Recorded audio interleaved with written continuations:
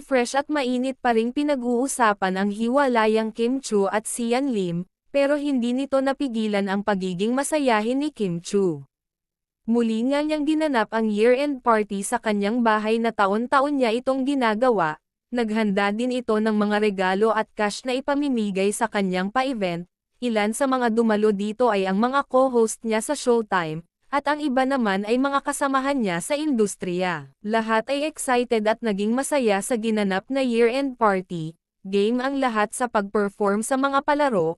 Naging emosyonal nga si Kim Chu sa pagpapasalamat at pagbati sa lahat.